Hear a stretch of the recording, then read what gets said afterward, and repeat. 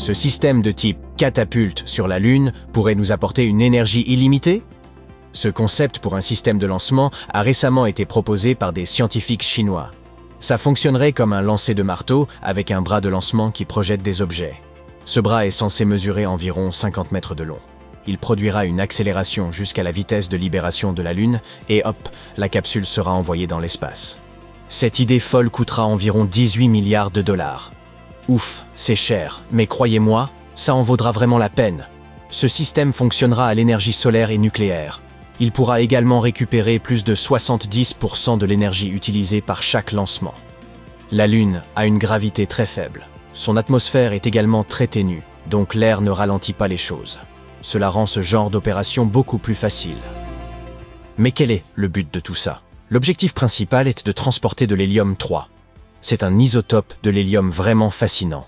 Et l'une des choses les plus incroyables à son sujet est qu'il pourrait devenir un nouveau carburant pour la fusion nucléaire, soit le même processus qui se produit dans les étoiles, y compris notre Soleil. Si nous parvenions à recréer cette fusion stellaire sur Terre, nous pourrions disposer d'une source d'énergie propre et pratiquement illimitée pour nos centrales électriques. Mais l'hélium-3 est extrêmement rare sur Terre. On peut parfois en trouver dans les formations rocheuses volcaniques au fond de l'océan. Cela s'explique par le fait qu'il est issu d'un autre élément rare qui porte le nom de tritium, un élément que nous produisons généralement dans les réacteurs nucléaires et que nous utilisons pour des trucs cool, par exemple la peinture phosphorescente. Cependant, l'inconvénient du tritium est qu'il met une éternité à se désintégrer et à se transformer en hélium-3. Cependant, il y a une quantité considérable d'hélium-3 sur la Lune, environ 1 million de tonnes. Seulement 20 tonnes d'hélium-3 pourraient me suffire aux besoins annuels en électricité de la Chine. En fait, le sol lunaire contient suffisamment d'hélium-3 pour alimenter la planète entière pendant plus de 1000 ans. Mais pourquoi y a-t-il tant d'hélium-3 sur la Lune et quasiment pas sur notre planète? Eh bien parce que l'hélium-3 provient du Soleil et voyage avec les vents solaires. Les vents solaires sont en gros des flots de particules dangereuses. Ils sont extrêmement radioactifs. L'atmosphère dense de la Terre et son champ magnétique nous servent de bouclier. Ils nous protègent presque entièrement de ces particules. Mais, malheureusement, ils empêchent aussi les éléments bénéfiques, comme l'hélium-3, d'atteindre notre planète. De leur côté, les boucliers de la Lune sont extrêmement minces et elle est donc constamment exposée aux vents solaires. Voilà pourquoi l'hélium-3 s'y est accumulé au cours des derniers milliards d'années. Et maintenant, il s'y trouve simplement dispersé. Mais l'extraire et le ramener sur Terre n'est pas une mince affaire. C'est extrêmement coûteux. Songez-y. Les fusées ont besoin de tonnes et de tonnes de carburant pour échapper à l'attraction gravitationnelle. Le moindre boulon de la navette doit être conçu pour résister à des conditions extrêmes, comme les radiations, sans parler du fait qu'il vous faut une équipe de spécialistes en astronautique travaillant jour et nuit pour que rien ne tourne mal. Vous ne pouvez pas appeler un dépanneur si quelque chose tombe en panne sur la Lune. Envoyer une cargaison d'1 demi-kilo vers notre satellite coûte environ $1 demi-million. Ce sont là les estimations de la NASA. Pour se faire une idée, calculons combien coûterait d'envoyer une pomme sur la Lune. Une pomme typique pèse environ 180 grammes. Cette mission amusante coûterait donc au moins $200 000. À titre de comparaison, ce système de lancement chinois pèse environ 80 tonnes. Un autre problème est que la surface lunaire n'est pas de tout repos pour les équipements. Prenez par exemple cette étrange poussière lunaire. Vous vous souvenez peut-être de cet événement marquant des années 60, l'alunissage d'Apollo 11. Eh bien, lorsque les astronautes de cette mission sont rentrés sur Terre, ils souffraient de symptômes étranges. Ils avaient de la gorge irritée et les yeux qui pleuraient. Heureusement, il ne s'agissait pas d'une inquiétante maladie lunaire. Il s'avère qu'il y avait beaucoup de poussière accrochée à leur combinaison spatiale. Cette poussière semble inoffensive, mais elle est en réalité composée de particules très abrasives, bien plus petites qu'un cheveu humain, mais aussi coupantes que du verre. Elle contient du silicate, une substance qui peut causer de graves problèmes pulmonaires sur Terre. C'est un souci courant pour les mineurs. Cela a donc provoqué un rhume des foins lunaires. Du moins, c'est ainsi que l'astronaute de la NASA Harrison Schmitt en a parlé. Les 12 astronautes qui ont marché sur la Lune ont souffert d'éternuements et de congestion nasale. Parfois, il fallait plusieurs jours pour que cela disparaisse. La poussière s'infiltrait même dans leur navette, dégageant une odeur de poudre à canon. Cette substance peut être nocive tant pour les humains que pour l'équipement.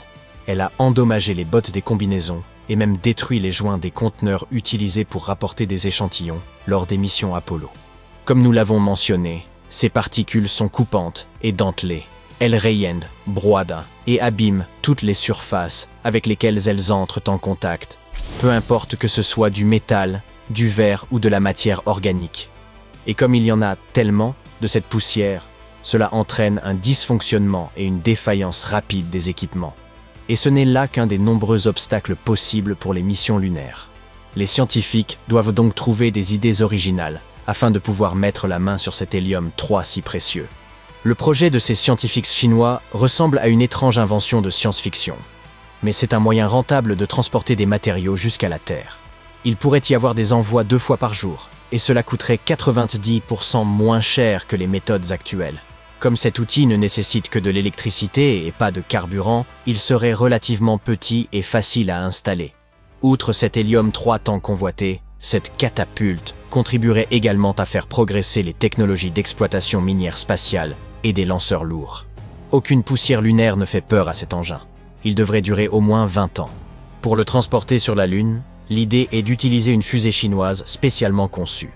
Mais tout cela est loin d'être nouveau. Il y existe un roman intitulé « Révolte sur la Lune » de Robert A. Heinlein.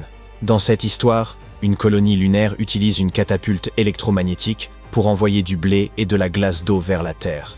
Les choses deviennent assez sauvages lorsque les colons, les habitants de la Lune, réussissent à prendre le contrôle de cette catapulte. Ils menacent de lancer des rochers sur la Terre, à moins que leur colonie ne soit reconnue comme un monde indépendant. Cela semble plutôt drôle, mais un gros rocher, lancé sur nous depuis la Lune, pourrait anéantir toute une ville. Les dégâts seraient fois similaires à ceux d'un impact de météorite, avec des incendies, des maisons détruites, et pire encore. Mais les scientifiques discutent de cette idée de catapulte depuis un certain temps. Depuis des décennies, ils essaient de trouver un moyen d'utiliser des systèmes électromagnétiques pour envoyer des ressources de la Lune à la Terre. Car il existe quelques défis. Par exemple, les scientifiques ont oublié de mentionner comment exactement l'hélium-3 serait extrait du sol lunaire. Installer ce système de lancement sur la surface rugueuse de la Lune serait également difficile. De plus, il leur faudrait s'assurer que le système reste stable à haute vitesse et qu'il puisse résister aux changements extrêmes de température sur la Lune, ainsi qu'aux rayons cosmiques et à l'intense rayonnement solaire. Il faut donc du temps pour développer tout cela. La Chine espère avoir les composants clés du système d'ici 2030. Les opérations à grande échelle pourraient commencer d'ici 2045. La Chine a tout un tas de projets pour la Lune. Par exemple, ils souhaitent également construire une station de recherche à son pôle sud d'ici à 2035. Mais ce pays n'est pas seul dans cette course à l'espace.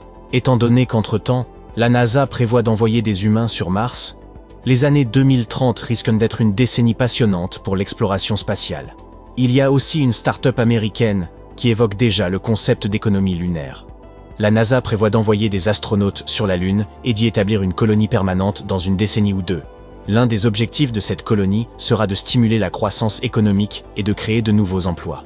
La plupart concerneront probablement des activités minières. Et s'il devait y avoir 2 colonies spatiales, eh bien, il leur faudra trouver à s'entendre.